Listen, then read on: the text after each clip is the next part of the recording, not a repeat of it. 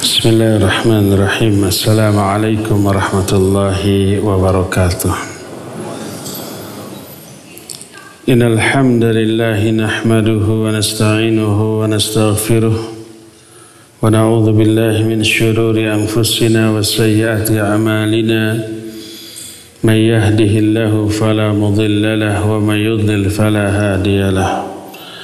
Wa asyhadu an la ilaha illallah wahdahu la syarika lah. إقرارا به وتوحيدا وأشهد أن محمدا عبده ورسوله صلى الله عليه وعلى آله وأصحابه وسلم تسليما مزيدا وبعد.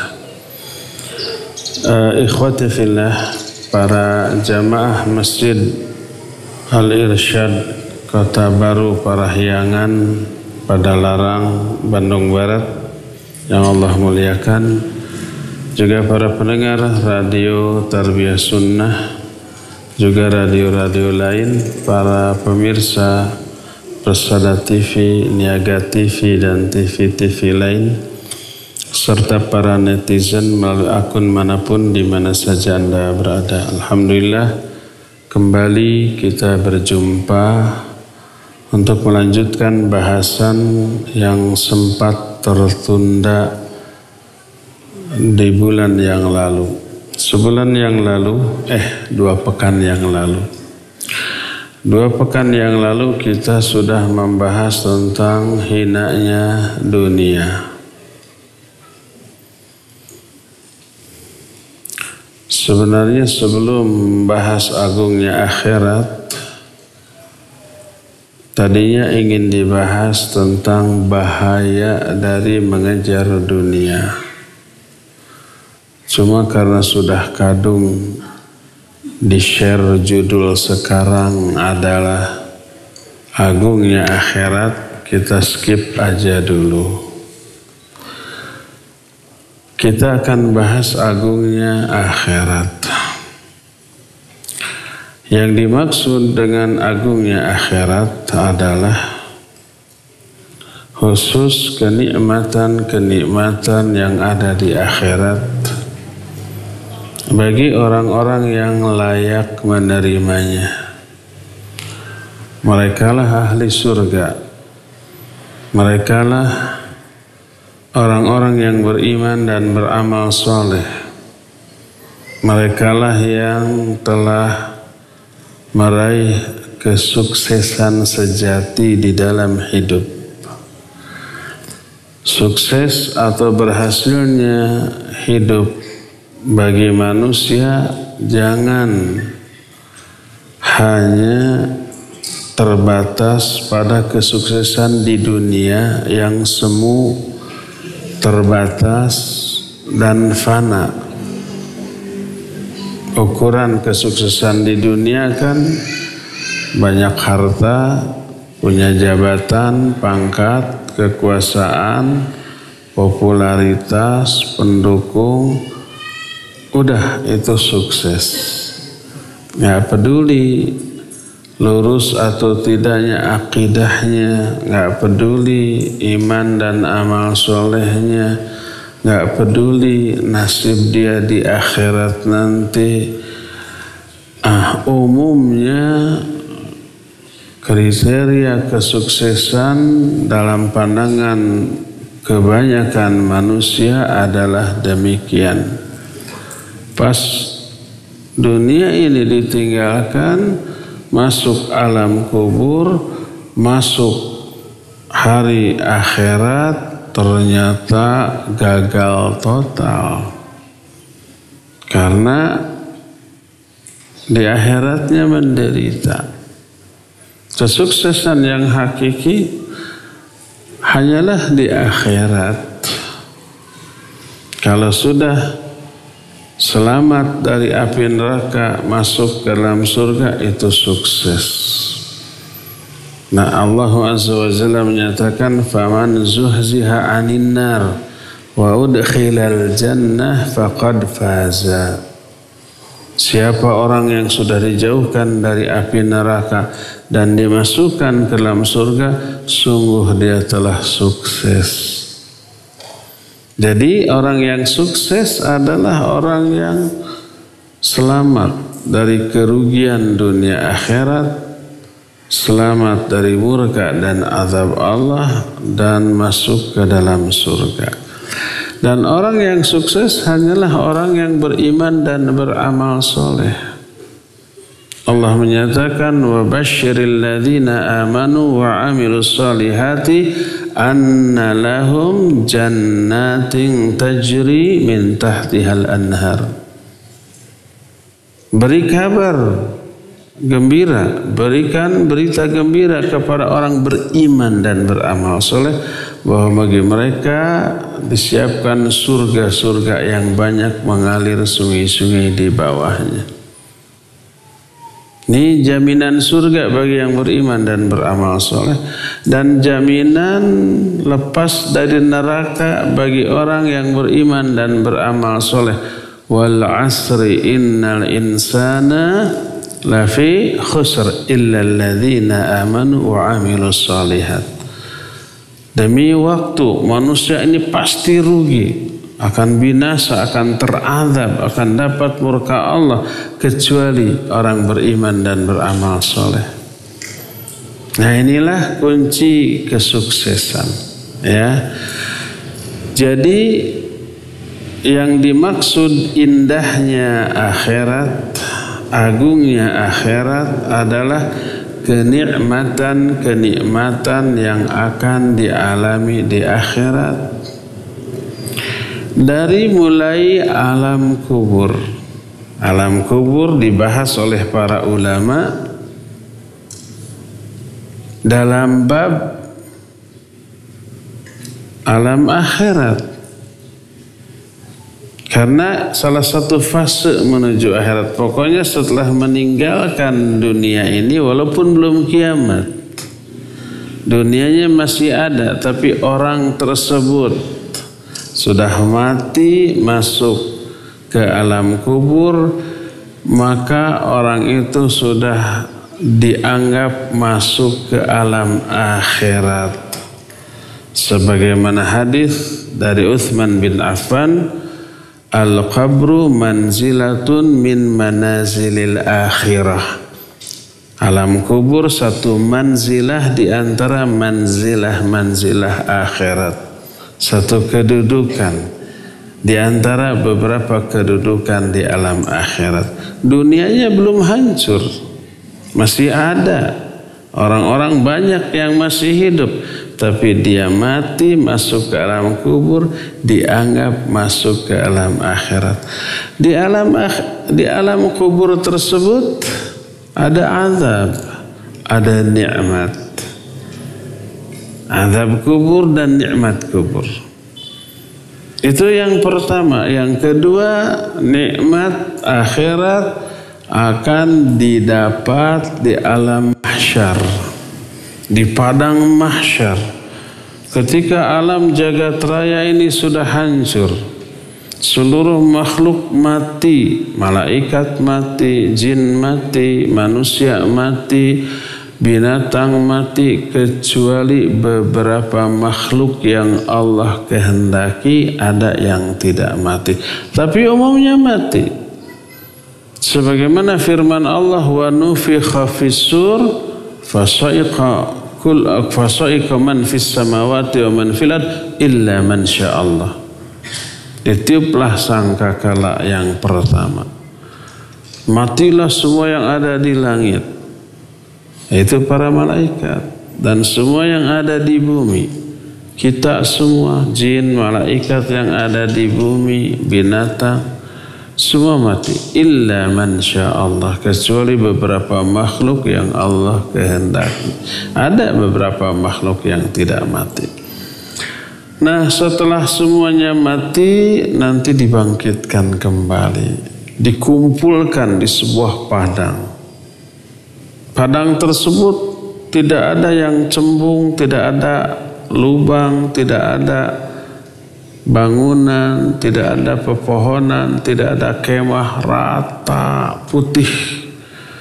Manusia bangkit dalam keadaan tidak berpakaian, tidak beralas kaki, tidak berkhitan. Di dunia kita berpakaian, beralas kaki, berkhitan. Di sana kembali seperti semula.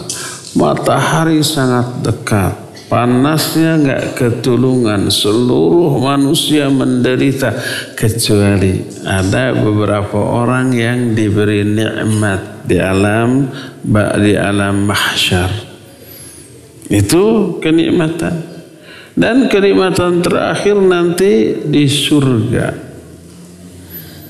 Nah, itu yang membuat akhirat bernilai sangat agung bagi seluruh makhluk. Adapun beberapa penderitaan di akhirat kita skip dulu. Penderitaan di alam kubur berupa fitnah dan azab kubur. Penderitaan di alam mahsyar, penderitaan ketika hisab, ketika ditimbang, ketika dibagikan buku catatan, ketika nyebrang sirat, apalagi ke neraka, itu kita tidak akan bahas dulu. Mungkin nanti terbahas. Kita fokus materi kita sekarang ini adalah indahnya dan agungnya kehidupan akhirat. Dan yang mengalami hal itu hanyalah orang yang beriman dan beramal soleh yang tadi diterangkan, ya. Nah, sekarang bagaimanakah agungnya nilai akhirat menurut keterangan syariat? Ada penjelasan Allah yang umum sifatnya, global. Baik dalam Quran ataupun dalam hadis yang sahih. Allah menyatakan dalam surah As-Sajdah, "Wala afala ta'lamu nafsum ma ukhfiya lahum min qurrati a'yun. Jazaa'an bima kanu ya'malun." Jiwa manapun tidak akan tahu apa yang Allah sembunyikan bagi mereka berupa kebahagiaan. Min qurrati a'yun. Qurrati a'yun itu kebahagiaan. Ini istilah khusus. Bukan keindahan pandangan mata, bukan. Kebahagiaan. Rabbana hablana min azwajina wa dhurriyyatina qurrata a'yun. Ya Allah, berikan kepada kami istri-istri dan anak-anak yang menjadi qurrata a'yun, sumber kebahagiaan. Sama dengan bahasa kita ya gitu ya. Kalau orang yang bahagia, yang senang hidupnya dan tenang hidupnya, dalam bahasa Sunda diungkapkan dengan ungkapan tiis celi herang panon. Apa-apa kan saya ngomong bahasa Sunda ya, mal aya nu mecat. Maksud tiis celi herang panon bukan telinganya dingin terus matanya bening, bukan, tapi artinya tenang hidupnya. Tiis celi itu ungkapan untuk nggak mendengar keburukan. Herang panon itu maknanya tidak melihat hal-hal yang buruk, yang menyedihkan, tenang, tentram, bahagia. Disebut tiis celi herang panon. Itu juga ada dalam bahasa lain, termasuk bahasa Arab, qurrah, keindahan. A'yun, mata, keindahan mata. Maknanya sumber kebahagiaan. Nah, Allah menyatakan fala ta'lamu nafsum ma ukhfiya lahum min qurrati a'yun jazaa'an bima kanu ya'malun. Tak ada orang yang tahu nafsun ini Umum, fala ta'lamun nafsun. Siapapun termasuk para nabi, termasuk para malaikat, tidak mengetahui apa yang Allah sembunyikan bagi mereka berupa kebahagiaan di surga sebagai balasan atas amal-amal yang pernah mereka lakukan di dunia. Ini ayat yang isinya global, umum tentang kenikmatan di surga yang masih Allah sembunyikan. Tidak Allah terangkan, tidak Allah jelaskan, karena penjelasan apapun gak akan cukup. Sampai dalam hadis sahih riwayat Imam Bukhari, Allah Azza wa Jalla berfirman, hadis qudsi, inni a'dadtu li ibadiyas salihin ma la aynun ra'at wa la udhunun sami'at wa la khatara ala qalbil bashar. Sesungguhnya aku telah siapkan bagi hamba-hambaku yang soleh. Yang soleh itu tadi yang beriman dan beramal soleh. Aku telah siapkan bagi hamba-hambaku yang soleh mala ainun ra'at, keindahan, kebahagiaan yang tidak pernah terlihat oleh mata, tidak pernah terdengar oleh telinga, bahkan wala khatar ala qalbil bashar, tidak pernah terbersit dalam hati manusia, tidak pernah terhayalkan, terbayangkan oleh pikiran manusia. Itu kebahagiaan, keindahan yang Allah akan berikan kepada para ahli surga. Seindah apapun, senikmat apapun, sebahagia apapun bayangan kita tentang surga, hayalan kita tentang surga, kenyataan surga yang sebenarnya jauh lebih indah, jauh lebih menyenangkan, jauh lebih membahagiakan. Hayalan ini gak mampu membayangkan indahnya dan bahagianya kehidupan di surga. Lisan manapun tidak bisa mengungkapkan indahnya dan bahagianya hidup di surga. Orang jago umpamanya mengungkapkan berbagai macam apapun secara tepat untuk mengungkapkan surga, nggak akan bisa. Telinga manapun nggak pernah mendengar penjelasan tentang indahnya surga seperti itu. Nah, ini kenapa demikian? Karena terbatasnya indera kita, sementara keindahan, kebahagiaan hidup di surga jauh lebih lagi dari apa yang bisa dijangkau oleh panca indera kita sebagai manusia. Yang jelas mah keindahan, keagungan, kenikmatan surga nggak ada bandingannya. Ketika Allah Azza wa Jalla menyebut beberapa nama baik makanan atau buah-buahan yang ada di surga, namanya sama. Di surga ada umpamanya buah delima, ada buah anggur, ada buah kurma gitu ya. Fiha fakihatu wa nakhlu wa rumman.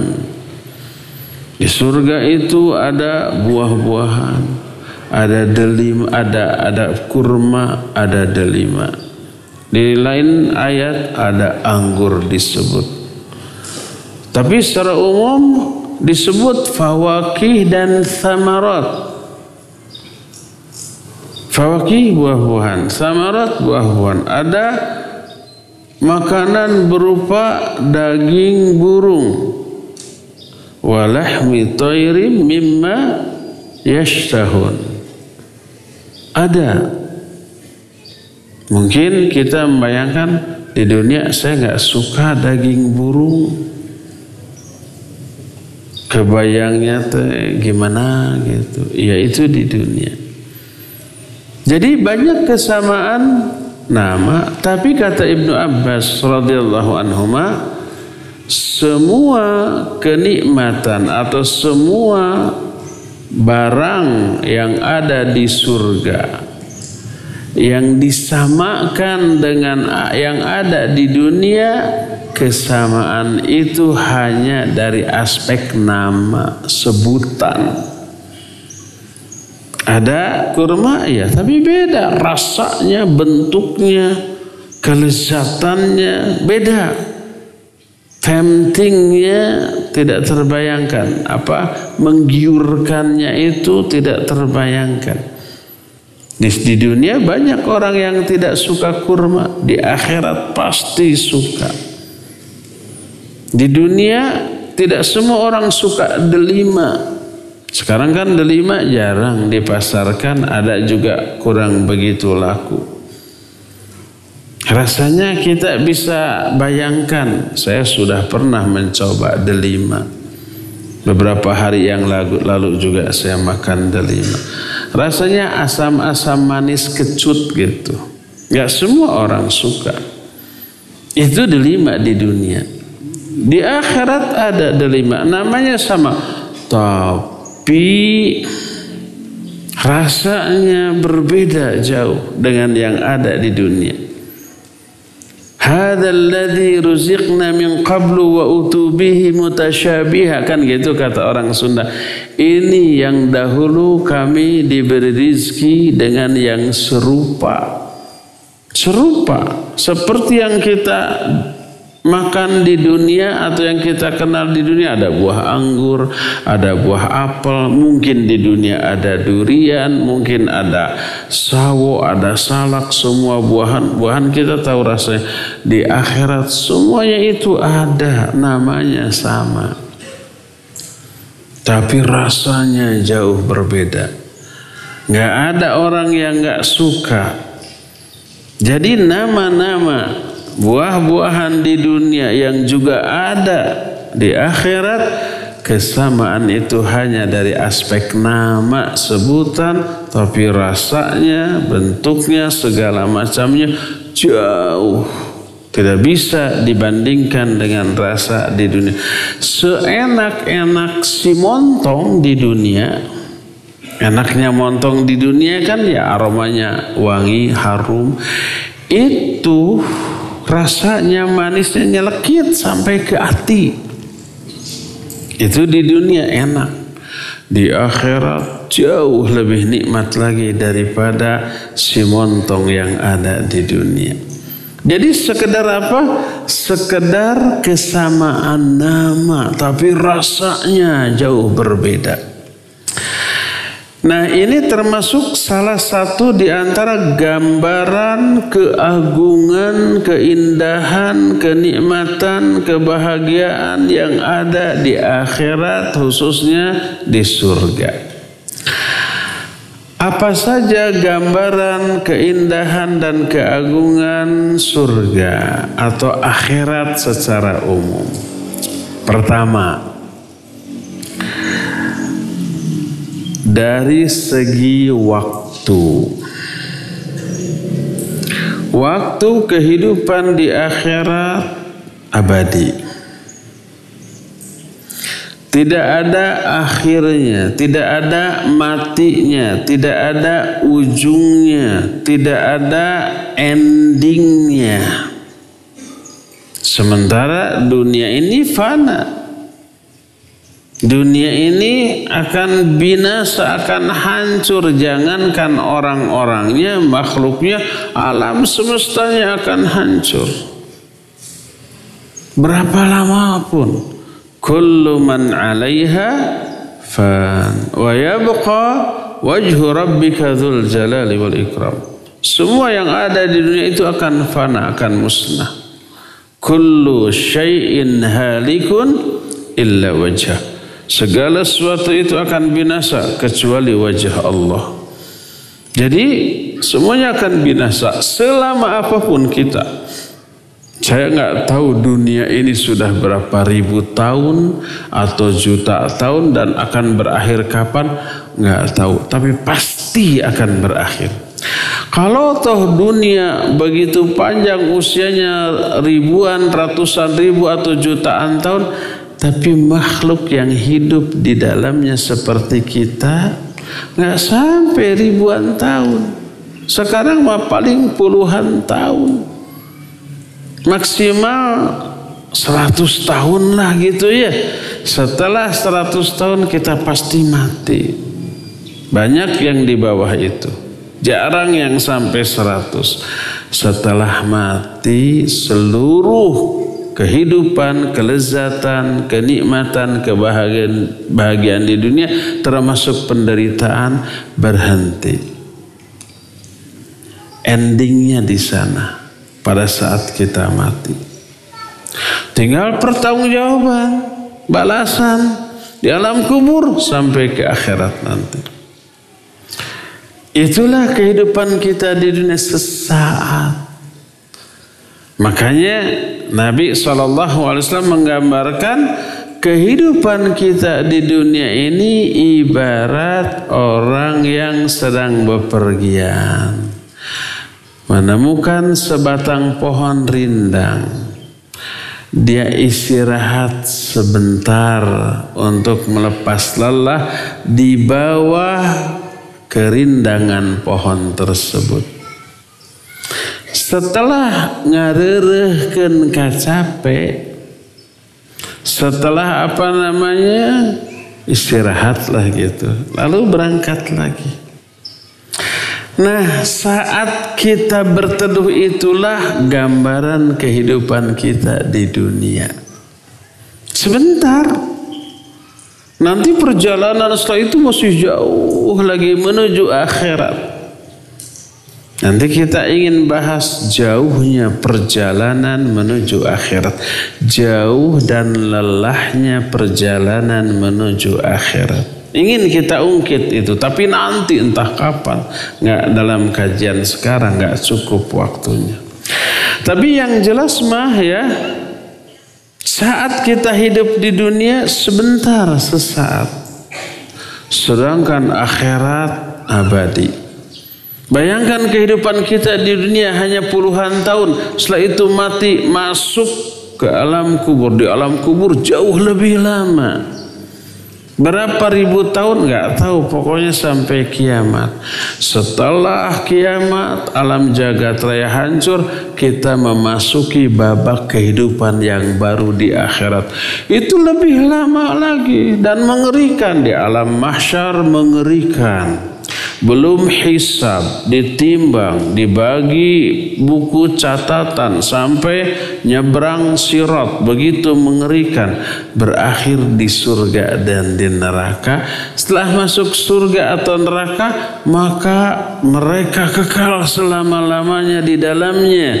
Makanya baik ahli surga ataupun ahli neraka oleh Allah dikatakan khalidina fiha abada. Ya khalidina, mereka kekal, fiha di dalamnya, abada selama-lamanya. Khalidina dengan abada ini satu makna, kekal dan selama-lamanya. Sehingga abadan menjadi takkid, penguat dari kalimat khalidina fiha. Artinya pasti kekal. Kehidupan yang tidak ada akhirnya dan tidak ada perubahan yang tidak kita sukai. Semua perubahannya kita sukai. Di dunia, seluruh yang kita nikmati berubah ke arah yang tidak kita sukai. Coba badan kita berubah ke arah yang tidak kita sukai. Kan setelah usia 40 ke atas mulai peot, mulai keriput, mulai beruban, mulai banyak terasa, mulai bucit truk gitu ya. Itu hal-hal yang tidak kita sukai menuju ke arah yang lebih buruk. Dulu makan ini terasa nikmat, sekarang kok nggak terasa nikmat. Dulu makan 3 piring 4 piring urulu terab enak. Sekarang mah baru 3-4 suap sudah engap. Bagi yang masih muda mungkin belum merasakannya, masih gembul. Tapi usia 40-50 coba tanya ke aki-aki, tanya ke Pak Eko. Tanya ke Pak Dedi. Baru 2-3 suap juga sudah engap, betul Pak? Sudah gampang kenyang. Konon karena sistem metabolisme tubuh yang sudah mulai berkurang. Makanya walaupun makan sedikit tetap bucitruk. Sebab sistem pencernaan metabolisme yang sudah memburuk gitu ya, tidak maksimal. Jangan heran kalau masih muda makan sebanyak apapun tetap ceking atau langsing. Tapi kalau sudah tua susah untuk menurunkan berat badan. Jangankan menurunkan, mempertahankan berat badan susah. Ini bukan curhat.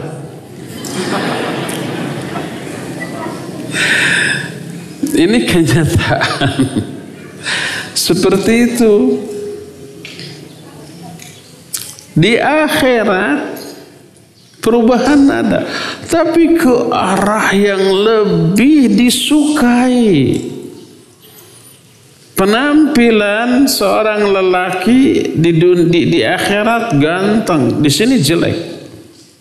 Yang jelek mah, nu kasep mah agar kasep. Tapi di akhirat ngadadak jadi kasep. Dan semakin hari semakin kasep. Para wanitanya di sini banyak yang goreng patut. Tapi sampai ke akhirat, ke surga, mendadak jadi gelisna kawanti-wanti, endahna kabina-bina. Dan itu bertambah cantik setiap hari ketika terkena angin surga. Nanti pada bab salah satu di antara keagungan, kebahagiaan, kenikmatan di surga adalah romantisme para ahli surga dengan istri-istrinya akan kita terangkan nanti pada masanya. Tapi sekilas ketika sang suami mau meninggalkan istrinya sebentar, begitu keluar dia terkena angin surga, tambah ganteng. Istrinya tambah cantik. Begitu suaminya pulang melihat istrinya terbelalak. Demi Allah kamu jauh lebih cantik dibanding ketika aku meninggalkanmu tadi. Kata si istri, demi Allah engkau pun seperti itu. Jauh lebih ganteng dibanding ketika engkau meninggalkan aku tadi. Bayangkan perubahannya itu ke arah yang lebih disukai. Akhirnya romantisme, keharmonisan, kasih sayang antara suami istri di surga itu bertambah lebih daripada sebelumnya. Dan itu berlangsung abadi. Tak akan ada endingnya, tak akan ada akhirnya. Dan itulah hakikat kehidupan yang sebenarnya. Kehidupan yang tidak pernah ada diakhiri dengan kematian. Kehidupan yang tidak dicampuri dengan keburukan apapun. Nggak ada kesedihan, nggak ada sakit, nggak ada kelemahan, nggak ada cemburu, nggak ada kekecewaan, nggak ada semua yang buruk-buruk di alam akhirat di surga nanti. Allah menyatakan wa inna darul akhirata lahiyal hayawan. Sesungguhnya negeri akhirat itulah kehidupan yang sebenarnya. Laukanu ya'lamun, seandainya mereka mengetahui. Ini keindahan atau keagungan pertama dari akhirat, yaitu apa? Yaitu abadi selama-lamanya. Tidak akan ada akhirnya. Tidak akan ada kematian. Yang keduanya, kondisi di surganya. Sebenarnya surga itu bertahap, bertingkat. Dan tingkatan di surga itu tidak ada yang tahu berapa tingkat. Yang jelas ratusan. Lebih dari 100. Dan masing-masing tingkatan itu memiliki nilai keindahan, kenikmatan, kebahagiaan yang berbeda-beda. Makin tinggi tingkatan surganya, makin indah, makin membahagiakan, makin menyenangkan. Dan ini diterangkan oleh banyak ayat dan banyak hadis yang sahih. Ayat yang sering kita baca ketika membahas tentang ilmu, keutamaan ilmu, yarfa'illahu alladhina amanu minkum walladhina utul ilma darajat. Al-Mujadilah ayat yang ke-11. Allah mengangkat orang-orang beriman di antara kalian dan berilmu beberapa derajat. Maksudnya derajat di surga. Sebagaimana perkataan Al-Imam Ibnu Hajar Al-Asqalani rahimahullah ketika membahas ayat ini dalam kitab Fathul Bari Syarah Sahih Bukhari, beliau menyatakan raf'atud darajat li kathratis thawab. Anna raf'ah fi hadil ayat huwa raf'atu fil jannah. Ketinggian yang dimaksud dalam ayat ini adalah ketinggian di surga, dan raf'atud darajat bi kasratis thawab. Ketinggian derajat di surga bergantung kepada banyaknya pahala. Makin banyak pahala, makin tinggi tingkatan surganya. Dan pahala dihasilkan dari iman dan amal soleh, ibadah yang kita lakukan. Makin sering, makin banyak kita melakukan ibadah, makin banyak pahala, berakibat level surga yang akan diberikan kepadanya juga makin tinggi. Dalam surah Ar-Rahman Allah menyatakan, waliman khafa maqama rabbihi jannatan. Bagi orang yang takut kepada Allah akan diberikan 2 surga. Bayangkan 2 surga. Nah, terus di ayat lain Allah menyatakan wa min dunihima jannatan. Di bawah 2 tingkatan surga yang tadi ada 2 surga lagi. Dan itu mengisyaratkan adanya tingkatan-tingkatan dan level-level di surga yang diperuntukkan bagi manusia dengan kadar amalnya masing-masing. Dan itu amat sangat masuk akal. Karena apa? Karena kualitas dan kuantitas iman dan ibadah yang dilakukan oleh manusia kan berbeda-beda juga ya. Ada yang getol ibadahnya, semua yang wajib yang sunnah dilakukan. Ada yang wajib dilakukan, yang sunnah kadang dilakukan, kadang ditinggalkan. Ada yang hanya yang wajib saja, yang sunnah sama sekali ditinggalkan. Itu amal berbeda, pahalanya pasti berbeda, level surganya juga pasti berbeda. Dan perbedaan kualitas dan kuantitas ibadah di kalangan manusia bisa ribuan perbedaan tingkat, ya enggak? Satu orang sholat, masjid ribuan orang sholat berjamaah, sama sholatnya, gerakannya, bacaannya, imamnya sama. Apakah pahalanya sama? Beda. Tergantung apa? Tergantung niatnya, tergantung kekhusyuannya, tergantung mutabaahnya, dan seterusnya. Dan kadar masing-masing orang yang sholat dalam ketiga hal itu berbeda-beda.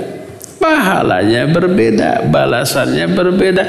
Maka otomatis level surga di akhiratnya yang Allah berikan juga berbeda-beda. Demikian pula lah dalam seluruh amal. Dalam hal saum beda-beda, sama saum nama dari subuh sampai maghrib, sama, tidak makan, tidak minum, tidak melampiaskan syahwat. Apakah pahalanya sama? Beda. Orang umrah, orang haji sama semua amalannya, tapi apa pahalanya sama? Beda. Tergantung hal-hal tadi. Tergantung kesungguh-sungguhan, tergantung keikhlasan, kekhusyuan, mutaba'ah, tergantung bagaimana perasaan hatinya, ada kedongkolan, gak ada rasa aduh ini haji ratusan juta, kemana ngegantinya, ataukah bablas bersyukur ratusan juta sudah saya cari dan dapatkan, alhamdulillah dipakai haji sekarang, puas banget. Itu kan berbeda nilainya antara dua orang tadi, ya enggak? Dah, ini mengakibatkan berbedanya balasan dan berbedanya tingkatan-tingkatan di surga. Kondisi surga diterangkan oleh Rasul alaihi salatu wassalam tentang berbagai macam hal yang biasa kita lihat di dunia. Dalam salah satu hadis Rasul sallallahu alaihi wasallam menerangkan tentang kondisi surga. Dari Usamah bin Zaid radhiyallahu an, Rasul alaihi salatu wasallam suatu saat berbicara di hadapan para sahabat. Ala musyammirun lil jannah. Ada enggak orang yang mau musyaffir, mau musyammir untuk surga? Musyammir itu begadang. Begadang untuk surga bukan main game, bukan browsing, bukan yang sejenis itu, tapi tentu saja ibadah. Tashmir namanya. Ala mushammirun al-jannah bi anna jannata la khatara laha hiya wa rabbil ka'bah nurun yatala'la'u wa ruhanatun tahtazzu wa qasrun musyayyad wa nahrun mutrad wa fakihatun kathiratun nadijah wa zawjatun husana jamilah. Kata Nabi alaihi salatu wassalam, ada enggak di antara kalian yang siap memperjuangkan surga? Karena surga itu keindahannya tidak pernah terbayangkan. Surga itu demi Rabb Ka'bah, terang benderang dengan penuh cahaya, aroma wewangian yang menyenangkan, istana-istana yang megah dan kuat, sungai-sungai yang jernih dan mengalir, buah-buahan yang beragam dan matang-matang, para istri-istri yang indah dan cantik-cantik. Terus Nabi SAW ketika ngabibita para sahabat berkata, nahnul musyammiruna laha ya Rasulullah. Kami semuanya ingin meraih, memperjuangkan untuk meraih surga seperti itu ya Rasulullah. Lalu beliau berkata, qulu insyaallah. Katakan olehmu insyaallah. Lalu setelah itu beliau menerangkan tentang keutamaan jihad fisabilillah. Ini hadis yang diriwayatkan oleh Imam Ibnu Majah dengan sanad yang sahih. Dari riwayat At-Tirmidzi dari Abu Hurairah radhiyallahu an berkata Abu Hurairah, ya Rasulullah, mimma khuliqal khalq. Wahai Rasulullah, dari apa manusia diciptakan? Beliau menjawab, minal ma, diciptakan dari air. Qultu, aku bertanya lagi, wal jannah wa ma bina'uha, adapun surga, bagaimana bangunan-bangunan di surga? Beliau menjawab, labinah min fiddah wa labinah min dhahab milatuha al-misk al-adfar wa husabauha al-lu'lu wal yaqut wa turbatuha az-za'faran man dakhalaha yan'am wa la yay'as wa yakhlud wa la yamut la tabla thiyabuhum wa la yafni syababuhum. Beliau menjelaskan bangunan surga itu ada yang batu batanya dari perak, ada juga yang batanya dari emas. Kebayang nggak kalau di dunia sekarang ada bangunan istana raja yang kaya raya umpamanya itu batanya dari emas atau dari perak. Terus wa milatuha al-misk. Milat itu apa ya? Adukan untuk menyatukan antara bata dengan bata. Adukan namanya ya. Adukannya itu berbau minyak kasturi. Harumnya menyenangkan dan menyegarkan. Kerikil-kerikilnya adalah mutiara-mutiara. Tanahnya adalah za'faron. Apa bahasa kita za'far? Tahu saffron? Atau disebut juga za'faron. Sekarang ini disebutnya raja herbal. Raja herbal. Karena cuma tiga lembar yang sama seperti rambut tapi warna teh coklat. Dimasukkan saja ke air beberapa menit, air hangat, nanti 15 menit airnya menguning seperti warna air teh, diminum. Itu raja herbal, sehat badan tuh kata. Nah, bentuknya itu kayak rambut tapi warnanya coklat. Tapi tidak sekasar rambut, lembut. Itulah tanahnya, Ja'faron. Siapa yang memasukinya, dia akan mengalami kenikmatan dan tak pernah ada habisnya. Dia kekal di dalamnya tanpa mengalami kematian.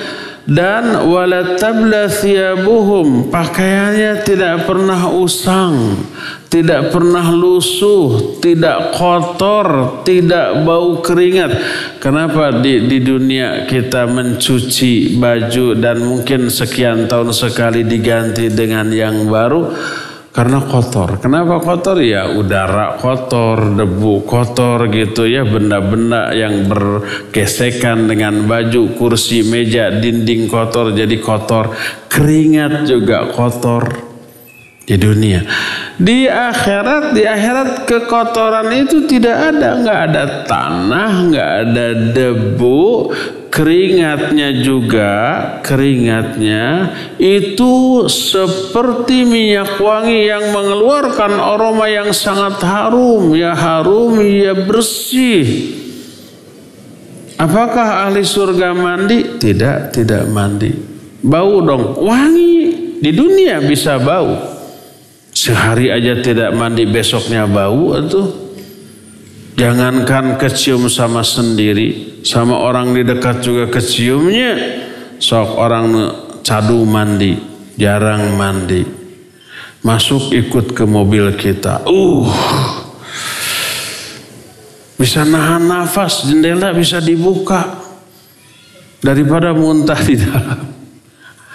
Ada yang begitu? Ada ikhwan, akhwat nih terutama akhwat, karena akhwat kan pakai jilbab besar, kadang rangkap, sangat mudah untuk berkeringat. Itu agak sering mandinya, minimal sehari 2 kali lah. Kalau enggak, kalau 2 hari sekali bisa menjadi sumber polusi bagi yang lain. Ikhwan juga sama begitu. Di akhirat tidak ada yang begitu. Jadi pakaiannya tidak pernah lusuh, wala yafni syababuhum. Kemudaannya itu tidak pernah berkurang. Kalau kita di dunia ini puncak stamina, kondisi vitalitas usia 20-30. Lewat 30 mulai menurun 40, 50, 60 terus 70 kali itu mah nyaris tak punya stamina. Itu di dunia. Di akhirat selama-lamanya kemudaannya itu tidak pernah berkurang. Sampai dikatakan oleh Nabi alaihi salatu wasallam, salah seorang di antara kalian di surga diberi kekuatan 100 orang laki-laki terkuat di dunia dalam hal melakukan hubungan suami istri. Kan istrinya banyak di akhiratnya. Duh, banyak loyo dong. Diberi 100 kekuatan laki-laki terkuat di dunia. Terkuat di dunianya kayak apa? Wallahu a'lam, nggak tahu. Tapi yang jelas mah orang zaman dahulu kuat-kuat. Nabi Sulaiman alaihi salatu wassalam dalam hadis sahih riwayat Imam Bukhari dikatakan oleh Rasul sallallahu alaihi wasallam, berkata Nabi Sulaiman, inni la'atufanna tis'ata min tis'ina imra'ati. Tis'atan wa tis'ina min imra'ati. Aku akan menggilir 99 istriku dalam semalam. Bayangkan, istri 99 Nabi Sulaiman. Kan gak boleh lebih dari 4. Itu mah syariat di zaman Nabi SAW. Di zaman dahulu boleh. Itu sekuat itu Nabi Sulaiman. Orang di surga akan diberi kekuatan 100 kali lipat daripada laki-laki terkuat yang ada di alam dunia ini. Dan itu menunjukkan stamina, vitalitas, kondisi badan, fisik dan psikis yang luar biasa. Dan itu permanen selama-lamanya. Wala yafni syababuhum. Kemudaan mereka itu tidak pernah berkurang. Itu diantara beberapa gambaran tentang surga. Itu kondisi apa namanya? Fisiknya. Fisik dari para ahli surga. Adapun kondisi psikis para ahli surga, kondisi jiwanya. Bagaimana kondisi jiwa para ahli surga? Ini keindahan kenikmatan surga itu bisa 10 jam untuk menerangkannya. Dibagi 10 jadi 10 kali pertemuan. Ya sekarang pertemuan pertama sudah sejam lebih tuh. Jadi sudah habis waktunya. Wayahnanya cag sampai di dieu heula orang tendem di handelem sieum, orang tunda di hanjuang siang. Paragi nyokot ninggalkeun mangsa datang, orang samper deui. Itu nggak ada terjemahannya. Kita masuki sesi tanya jawab. Untuk pertemuan yang akan datang dimohon untuk tepat waktu datangnya biar waktunya lebih lama ya, jangan telat.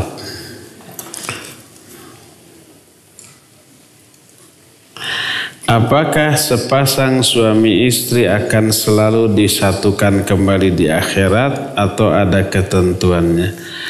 Iya, suami istri di dunia kalau dua-duanya masuk surga akan tetap menjadi suami istri di akhirat. Bosen atuh eta wae. Kebosanan itu salah satu jenis keburukan dan penderitaan. Gak mungkin ada di surga. Perasaan bosan, perasaan cemburu, perasaan kecewa, termasuk hasad, dengki, ghil kepada sesama manusia itu akan dicabut terlebih dahulu sebelum masuk ke dalam surga. Itu yang pertama. Kedua, kondisi di dunia dengan di surga beda. Istri kita sekarang di dunia cantik, di sana lebih cantik. Istri kita di dunia biasa-biasa saja, di sana akan berubah menjadi cantik. Wajahnya tetap begitu, tapi Allah mengubah sehingga terlihat jauh lebih indah di mata suaminya. Itu yang pertama. Yang keduanya nih, kondisi psikisnya, sikapnya, kelemah lembutannya, romantismenya ribuan kali meningkat dibanding di dunia. Nggak akan istri dan suami berbicara kasar, berbicara yang nyelekit, berbicara yang menyinggung, berperilaku yang tidak nyaman. Enggak. Semua ucapannya, perilakunya menyenangkan pasangan masing-masing. Bagaimana bisa bosan coba? Perhatiannya, kepeduliannya, cinta kasih sayangnya itu jauh meningkat. Jadi tidak akan ada rasa bosan. Jadi kalau suami istri itu dua-duanya soleh dan solihah, mereka akan tetap menjadi suami istri sampai ke akhirat tanpa ada rasa bosan.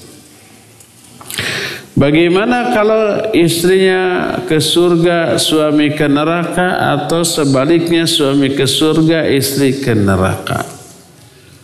Nggak akan jadi suami istri. Nanti suaminya yang ke surga akan dinikahkan dengan istri yang masuk surga, tapi suaminya ke neraka. Allah yang mengatur itu secara adil, ya.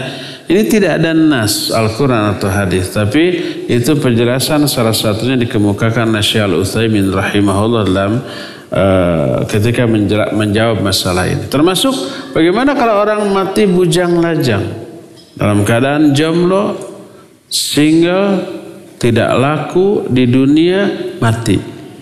Bagaimana di akhirat? Apakah dia akan menjadi penyendiri, jomblo juga? Enggak, dia akan dipasangkan. Yang mati gadis lalu ke surga karena solihah akan dinikahkan dengan yang mati bujangan soleh ke surga. Begitulah Allah akan mengaturnya. Wallahu a'lam.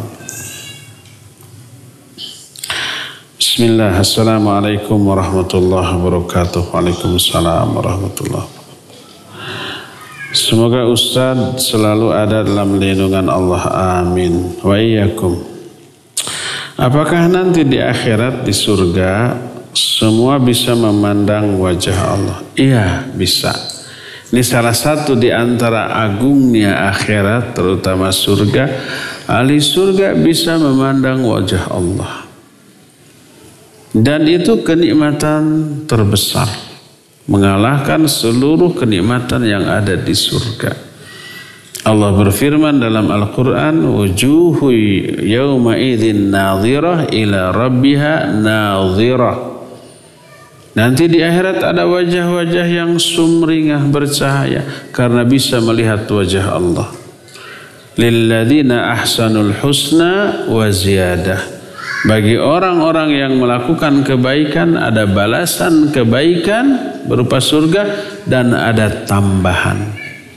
Kata Nabi SAW, tambahan yang dimaksud di sini adalah an-nadharu ila wajhillahil karim, bisa melihat kepada wajah Allah yang mulia. Kalla innahum ar-rabbihim yawma idzin la mahjubun, dalam surah Al-Mutaffifin.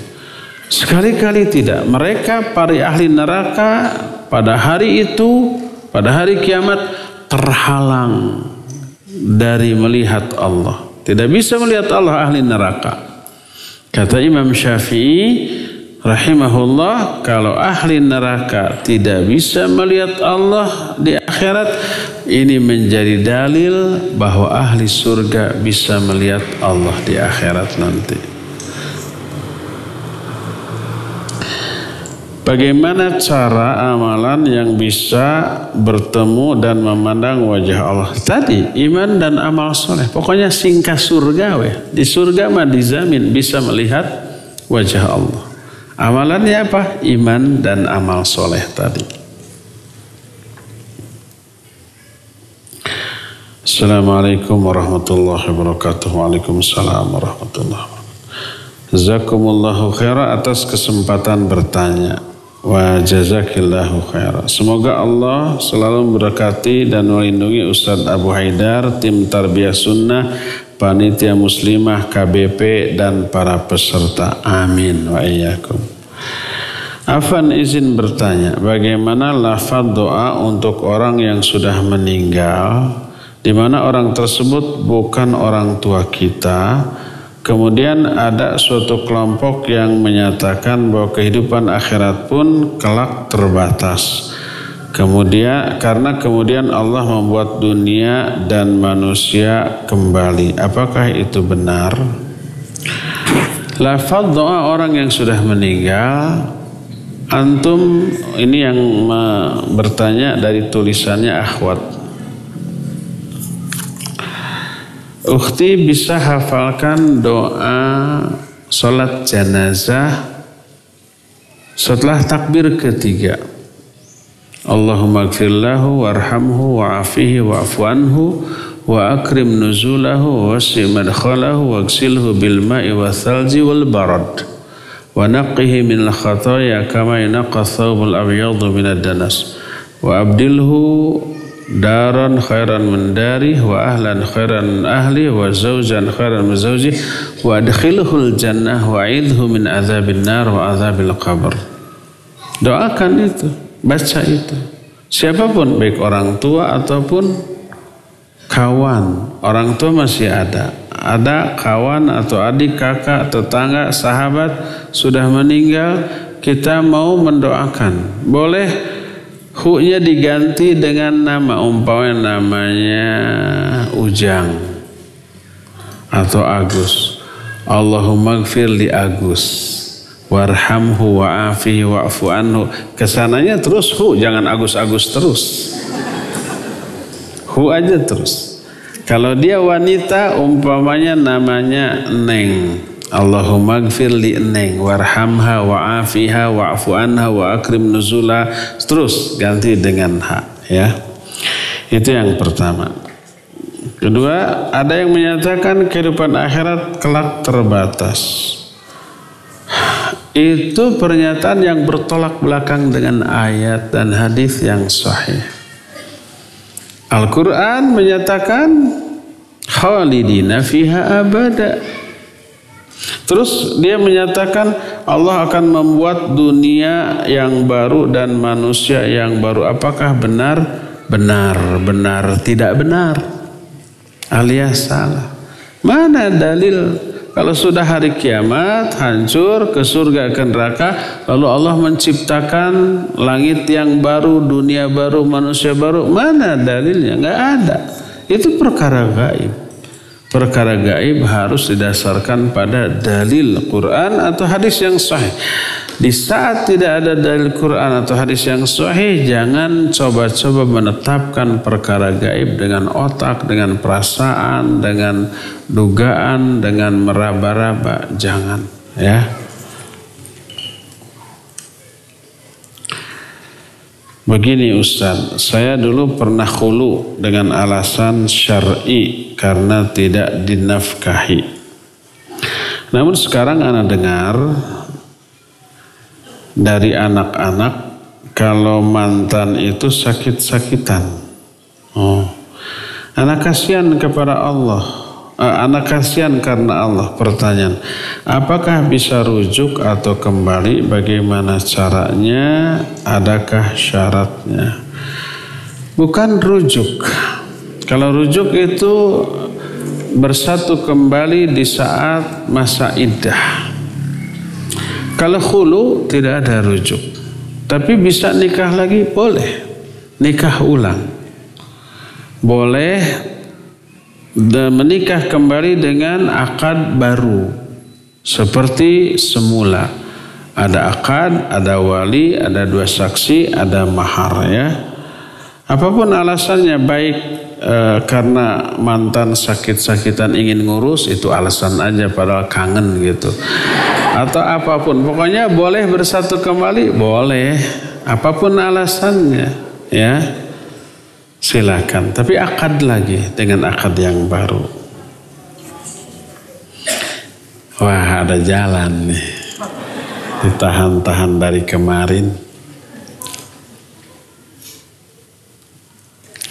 Kalau dulu nggak pernah sholat dan nggak menutup aurat, apakah pasti masuk neraka dulu? Tergantung. Kalau tidak tobat, ya. Tapi kalau tobat, seluruh dosa apapun di masa lalu bila ditobati terhapus. Kalau sudah terhapus, azab yang tadinya dicanangkan untuk dia juga dihapus, di-cancel. Dia diampuni dosanya dan masuk ke dalam surga asal tobat.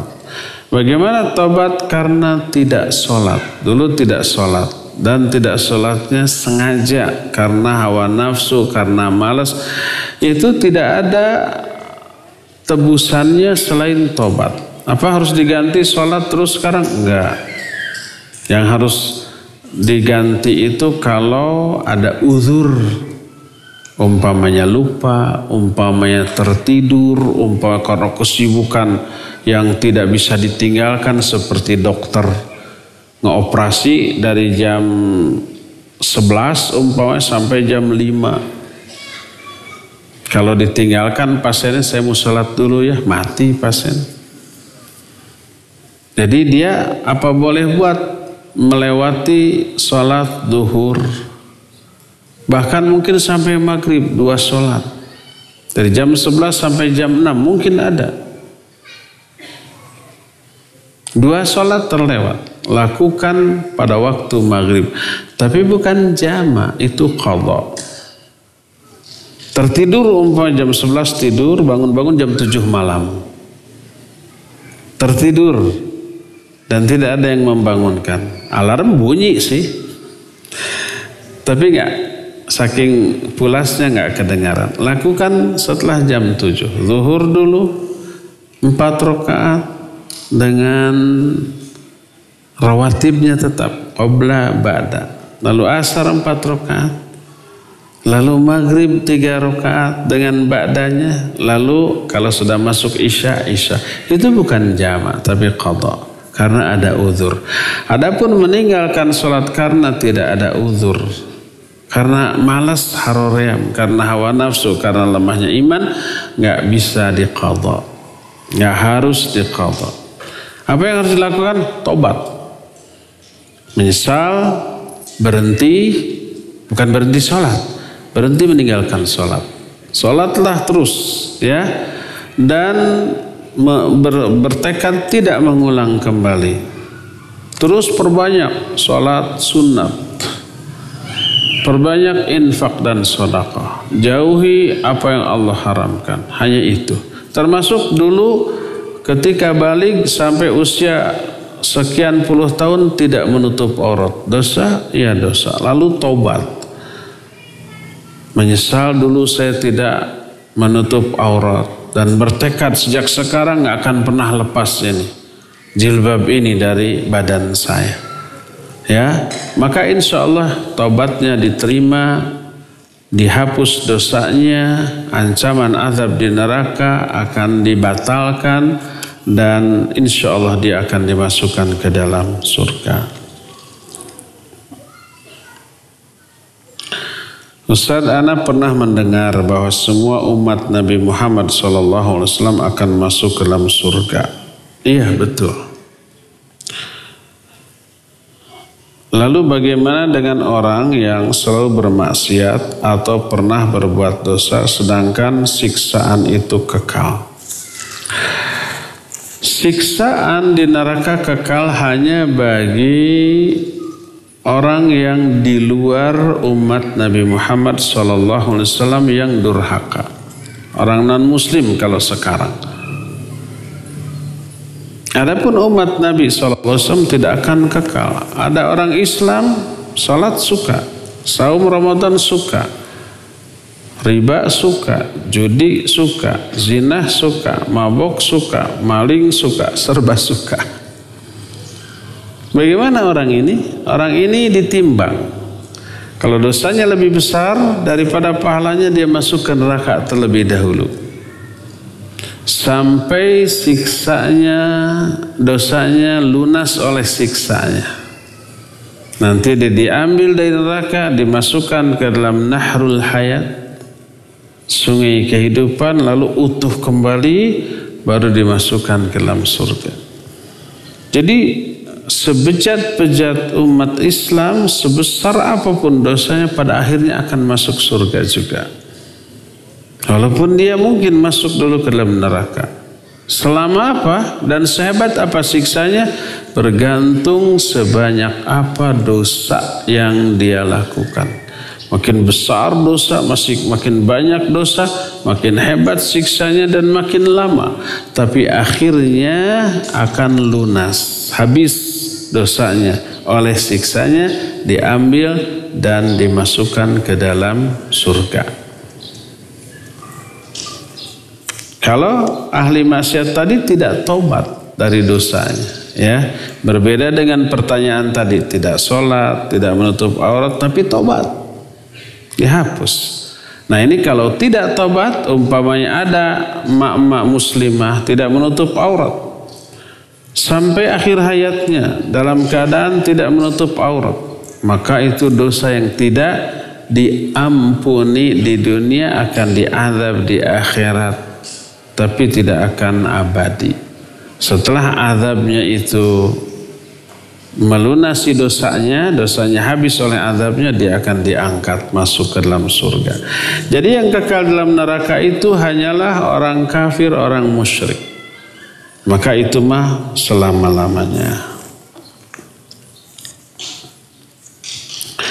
Assalamualaikum Ustaz. Waalaikumsalam warahmatullahi.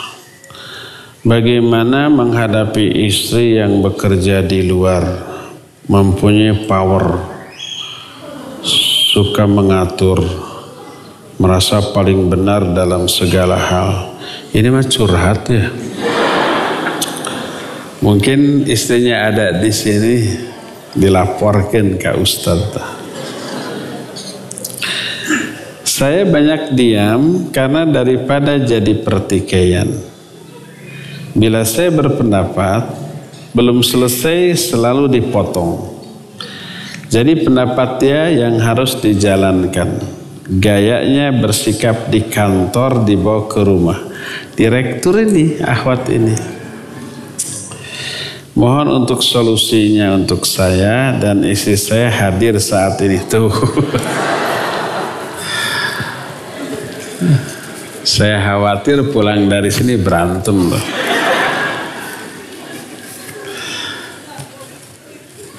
Langsung pulang tuh, tadinya ada rencana pulang kajian mau shopping, mau makan gitu. Karena ada pertanyaan ini, Pak, langsung pulang. Baik, mah. Siap. 86. Sudah dagdikduk, sudah berjalan tuh serasa melayang gitu. Kayaknya akhwatnya yang paling keras ketawanya tuh. Oh ya, karakter kakak-kakaknya juga sama seperti dia. Iya, barakallahu fiik. Pertama, itulah yang menjadi alasan kenapa Allah menetapkan semacam apa, bukan job description-nya, tapi apa ya, ar-rijalu qawwamuna 'alan nisa. Laki-laki itu qawwamun bagi para wanita, bagi para istri. Ini juklak dalam kehidupan berumah tangga dari Allah Subhanahu wa taala. Ar-rijalu qawwamuna 'alan nisa. Laki-laki itu qawwamun. Apa makna qawwamun? Sering diartikan pemimpin, tapi Imam Ibnu Katsir menyatakan qawwamun huwa ra'isuha wa muaddibuha wal hakimu 'alaiha. Qawamun itu mencakup 4. Pertama, dia pemimpin bagi istrinya. Yang kedua, wa kabiruha, dia pembesar yang harus dilayani. Ketiga, wal hakimu 'alaiha, suami sebagai hakim atas istrinya, bukan sebaliknya. Dan yang keempat, wa muaddibuha, sebagai pendidik atau pembina, sebagai pemimpin, pembesar, hakim, dan pendidik atau pembina. Ini fungsi dan peran seorang suami bagi istri dan anak-anaknya. Sebagai orang yang berwenang dan berperan di 4 hal tadi, maka seorang suami dituntut untuk memiliki kelebihan dibanding istrinya. Lebih berilmu karena harus mendidik, ya. Lebih cerdas, lebih pintar sebagai seorang pemimpin. Tegas. Sebagai seorang hakim harus memiliki kebijaksanaan di dalam menerapkan kebijakan di dalam kehidupan rumah tangganya. Maka kalau suaminya memiliki kapabilitas seperti ini, dia bisa menjalankan keempat fungsi ini, maka si istri akan taat, nggak akan berani. Nah, ketika fungsi ini tidak jalan, juklak dari Allah ini tidak diterapkan, maka keluarlah dia dari aturan Allah. Dijamin rumah tangga seperti itu nggak akan berkah, diridhoi oleh Allah Azza wa Jalla. Dijamin istrinya akan nusyuz atau durhaka. Makanya setelah kalimat tadi masih di ayat yang sama. Setelah ar-rijalu qawwamuna 'alan nisa bima faddalallahu ba'dahum 'ala ba'd wa bima anfaqu min amwalihim. Kenapa laki-laki sebagai qawwamun?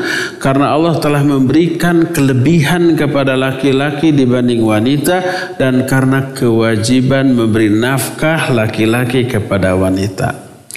Fas-solihatu qanitatun hafizatun bima hafizallah. Maka wanita yang soleh adalah wanita yang qanitat. Jadi setelah 4 fungsi tadi diperankan, dimainkan, diterapkan oleh laki-laki, maka Allah lalu memberikan juklak kepada istri. Fas-solihatu, wanita-wanita yang soleh adalah qanitatun, wanita yang qanitat. Kata Imam Ibnu Katsir, qanitat adalah al-muti'at lillahi wa li rasulihi wa li zawjiha. Wanita yang taat kepada Allah, kepada Rasul, dan kepada suaminya. Terus dia menjaga diri di saat suaminya tidak ada. Makanya Nabi SAW menyatakan, khairun nisa imra'atun idza nadharta ilaiha sarratka wa idza amartaha ata'atska wa idza ghibta anha hafizatka fi malika wa maliha. Sebaik-baik wanita adalah wanita yang bila engkau memandang kepadanya, dia menyenangkan engkau, fisik ataupun psikis. Fisiknya dandan, wangi gitunya. Terus psikisnya ekspresi wajahnya tidak manyun, cemberut, baut, bakatut gitunya. Itu walaupun cantik, kalau umpamanya manyun terus menyenangkan apa tidak? Tidak, sebal yang ada. Kecantikannya hilang. Tapi kalau sumringah, ramah, senyum terus, yang tanya goreng patut tidak sih gelis satu.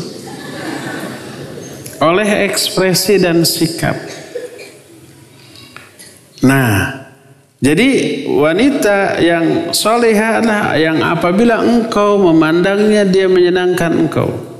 Apabila engkau memerintahkannya dia mentaati engkau. Dan apabila engkau tidak ada di hadapannya dia menjaga dirinya dan menjaga hartamu. memelihara hartamu. Nah, itu juklak kepada laki-laki ini, juklak kepada istri begini. Nah, selanjutnya wallati takhafuna nusyuzahunna. Adapun wanita-wanita yang kalian khawatirkan akan durhaka, istri-istri yang dikhawatirkan akan durhaka, fa'idhuhunna, didik mereka, bina mereka, nasihati mereka.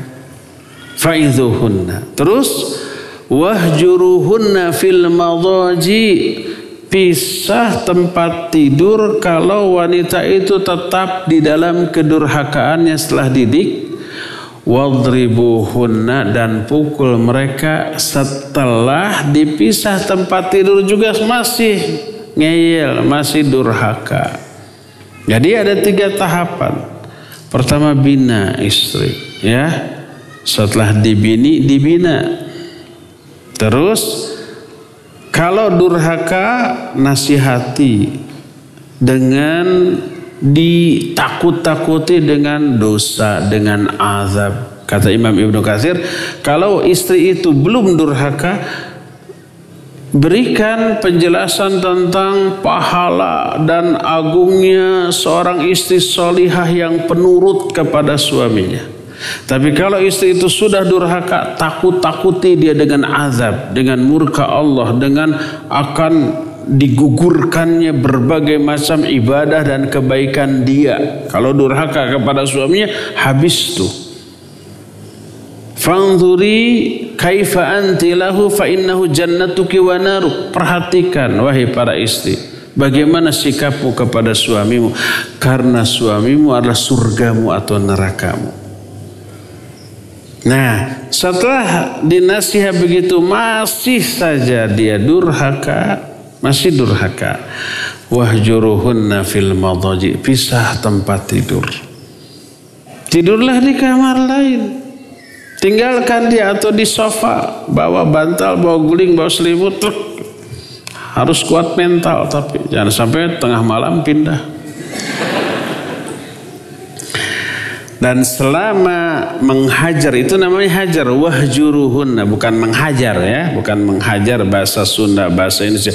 Kata Ustadz, istri yang durhaka harus dihajar, babak belur, bukan. Wahjuruhunna, hajar itu la yukallimuha wa la yuhadithuha.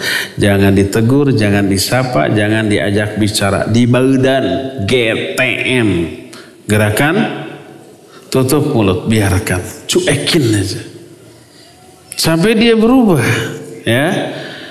Kalau sudah dibegitukan selama beberapa hari, malah tambah ngelunjak, tetap durhaka, pukul dia.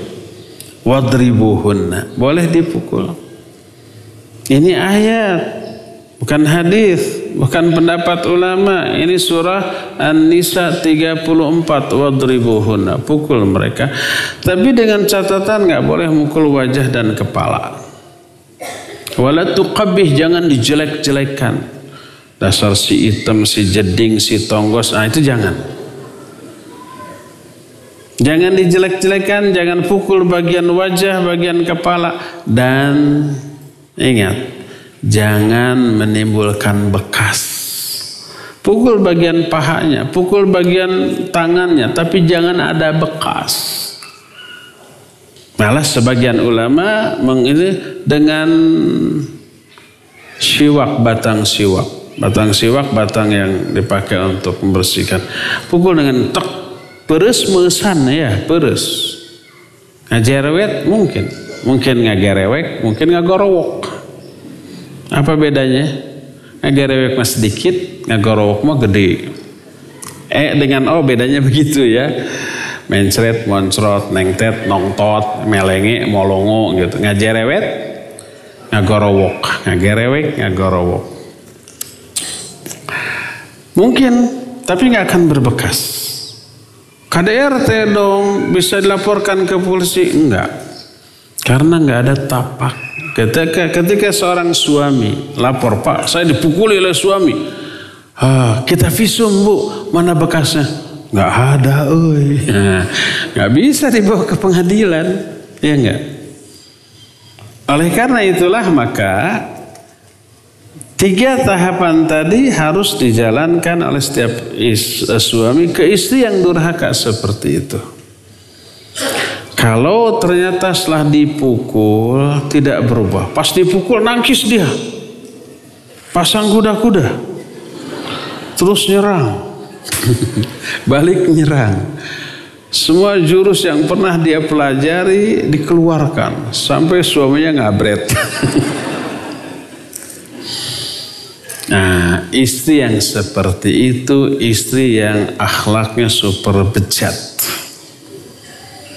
Maka diriungkan dengan orang tuanya. Ya.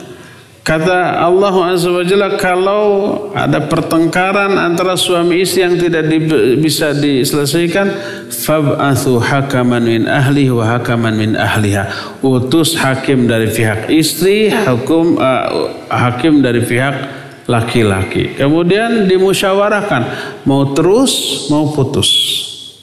Kalau terus, rubah nih si wanita. Kalau enggak, putus. Kalau wanita tidak mau berubah, menceraikannya lebih utama daripada memeliharanya. Itu tuntunan syariat. Rasulullah SAW bersabda, "Salasatun idza da'awullaha lam yastajib lahum." 3 golongan manusia, bila mereka berdoa kepada Allah, Allah akan ijabah doanya. Salah satu di antara 3 golongan inilah rajulun lahu imra'atun sayyi'atul khuluq wa lam yutalliqha. Seorang laki-laki yang punya istri yang akhlaknya jelek tapi tidak diceraikan juga. Ini yang menjadi pertimbangan kenapa Umar menyuruh anaknya Ibnu Umar untuk menceraikan istrinya, dan Nabi SAW mendukung. Oleh karena itulah maka kalau akhlak yang bejat tadi tidak bisa diluruskan, tidak bisa diperbaiki, terus durhaka, membuat suami tertekan menderita, awet tapi rajit, maka menceraikannya lebih utama, ya. Nah, berdasarkan hal itulah maka usahakan suami unggul dalam segala hal dibanding istrinya. Ada pernah akhwat yang bertanya, Ustaz, apa kriteria para ustaz untuk mencari istri? Saya sebut 3. Ini hasil obrolan dengan para asatidzah. Jangan menikahi wanita yang pertama lebih kaya daripada suami. Nanti ngebos dia. Ya, merasa lebih kaya, merasa dia yang menafkahi bukan suami, pas suaminya ngasih 1 juta sebulan harus cukup. Sementara dia 100 juta sebulan penghasilan, receh atau iya mah. Nggak ada harganya, ya. Kedua, lebih tinggi pendidikannya. Suaminya lulusan SMA, istrinya doktor. Itu nggak akan ada harga itu, ya, nggak akan dihargai umumnya. Bisa diatur oleh istri. Kamu lulusan SMA aja ngatur, saya doktor, saya S3 loh, S6, SD, SMP, SMA, S1, 2, 3, gitu. Sebentar lagi saya profesor. Wah, bisa tidak jalan keempat fungsi suami tadi di hadapan istrinya, ya. Jadi yang pertama, jangan cari yang kaya, yang lebih kaya. Yang kedua, jangan cari yang lebih tinggi pendidikannya, lebih banyak gelarnya daripada suaminya. Kemudian yang ketiga, yang tidak berasal dari keluarga bangsawan. Karena kita bukan bangsawan, dia bangsawan, merasa dirinya lebih tinggi daripada suami. Nanti dia yang ngatur. Itu secara umum, walaupun banyak wanita yang pendidikannya lebih rendah, lebih miskin, status sosialnya lebih rendah, tapi pika sebelen ada yang begitu. Dan sebaliknya ada wanita yang kaya raya, berpendidikan, keluarga bangsawan, tapi tawadu, dia rendah hati, dia baik, ramah, penurut kepada suami. Ada yang seperti itu, ya. Jadi intinya tergantung karakter si wanita tersebut. Wallahu a'lam bishawab. Ya, semoga pulang dari sini tidak berantem ya. Jangan ya, musyawarah untuk perbaikan saja ya. Ya, waktunya sudah melebihi. Mohon maaf tidak semua pertanyaan bisa dijawab karena terbatasnya waktu. Insyaallah kita akan jumpa kembali di masa yang akan datang. Subhanakallahum bihamdik asyhadu an la ilaha illa anta astaghfiruka wa atubu ilaik walhamdulillahi rabbil alamin. Wassalamualaikum warahmatullahi wabarakatuh.